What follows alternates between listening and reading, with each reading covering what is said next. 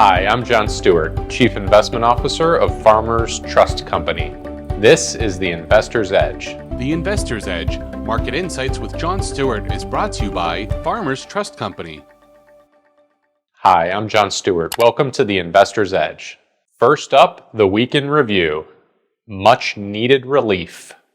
Well, after 5 straight down weeks for the market, stocks finally bounced this past week on hopes of a de-escalation in the Iran war situation. The Iranian president released a statement that gave really no detail about any forthcoming deal with the U.S., but stated that Iran had never started a war and has only acted in defense of its own interests. President Trump then addressed the nation on Wednesday evening.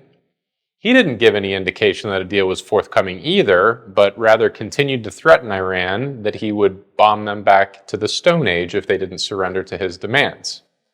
Nevertheless, he continued to claim that we were nearing an end to the conflict.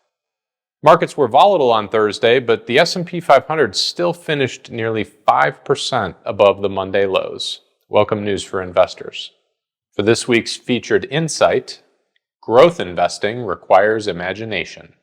Investing in growth, that is, investing in companies that are either growing quickly or have the ability to grow quickly, has been a very profitable trade over the last decade or so.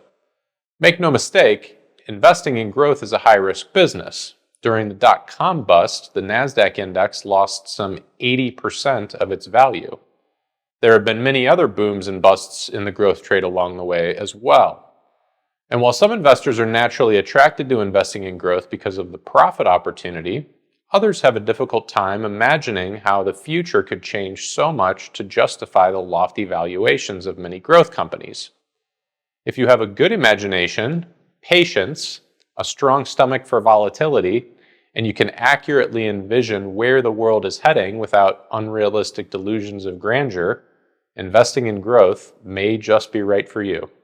Looking ahead, earnings always tell the tale. Over the past several weeks, markets have been trading on fear. And over the past few days, hope. The fear is that the Iran war will pressure earnings because of higher energy costs and/or reduced business activity. Interestingly enough, however, analyst earnings estimates haven't just held up over the past month, they've actually gone higher. Even with the higher energy costs and concerns about where things are heading economically, analysts are feeling confident that companies will be able to meet or exceed their profit estimates for the next couple of quarters.